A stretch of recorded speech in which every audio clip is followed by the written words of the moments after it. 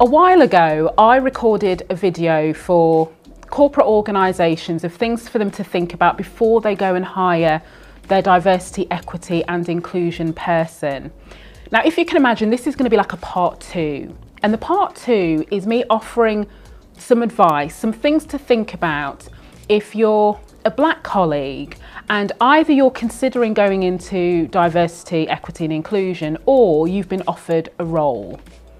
So I'm going to context why I am specifically talking to black colleagues or black professionals in this video. And that's because when you look at how organisations have responded to Black Lives Matter and the murder of George Floyd last year, one of the things in their mind is a really quick win is to get a black face to go and front their DEI initiatives. Because lived experience in their mind and the ability to be able to plaster somebody's face all over the website is in that moment a valuable way of being able to demonstrate that they're taking meaningful action. Now this time now later, we recognise that there is far more to it than that. And so I want all of my brothers and sisters to just think very carefully before you go on and take these roles. So in no particular order, I'm going to ask some questions with a view of you thinking about how you would answer, so you can make an informed decision about whether you take up these roles, whether you stay in these roles, or whether there's an opportunity for you to do something completely different within your organisation. What was it that made you think about going into DEI in the first place? Was it a reaction to the summer of 2020? Was it some personal reflections? And actually, are you looking to make a difference for everybody who's been excluded in the workplace?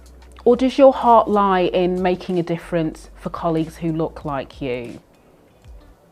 Now, those grouping of questions is important to consider because there is a difference between doing a DEI role and a role that specialises in anti-racism.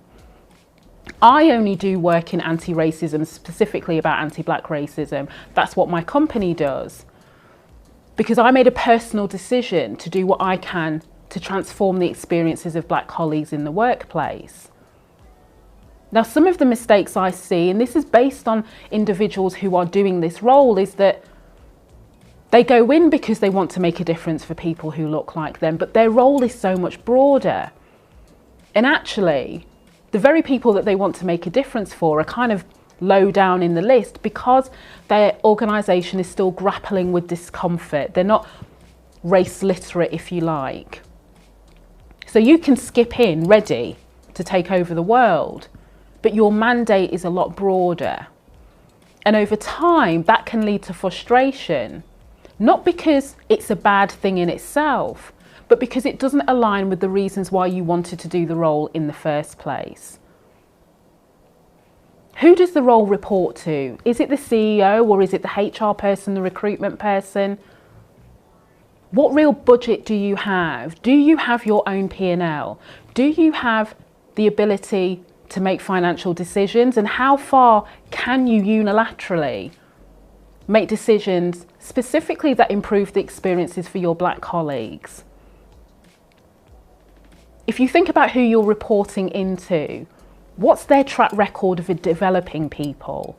What's the organisation's track record in developing people who've gone in one department, one discipline, and moved to another? Ask them to give you some examples. What support will you be given?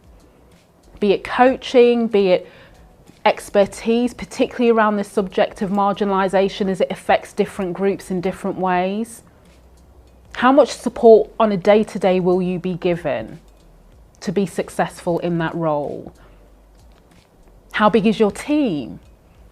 Or are they expecting you to be the one that comes up with the strategic plan and also be the one that executes? And how does that sit with you? And lastly, how far does this role align with your career ambitions? Not just about your values. And the reason why I say that is because sometimes people who look like us are offered these roles because black is trending, if you like. And so if you're feeling you're stagnating in your current role and you want to make a difference, and somebody offers you this role and you're thinking, okay, that's great, I'll go off and take it for all the reasons that I spoke about earlier. But actually, I want you to think about, what does this role enable you to do after your tenure is finished? Because practically, if you take a step back, you don't see many chief diversity officers moving into other C-suite roles. They don't become chief marketing officers, CEOs, COOs even. So if that is your ambition, just calibrate how taking this role or continuing in this role is going to help you achieve that. And lastly, this is not a question, by the way, this is just me giving more of my 2 pence worth before I finish. It's to say, I don't want you to think it's not admirable to go and do those roles. But just remember, you are more than your lived experience. As black people, we can occupy other roles apart from just educating others on the black experience and on racism. And there are other ways in which you can make a difference for your community that potentially doesn't mean that you're re-traumatizing yourself or you're working within an organisation that hasn't set you up to succeed. So I have no idea how many questions that is I've just offered your way, but I'm asked often, you know, to coach DEI professionals, and invariably they are people of the global majority, and we are impacted by the very issues that we seek to improve. So I do think it's time to make more informed decisions, and I hope this video has helped.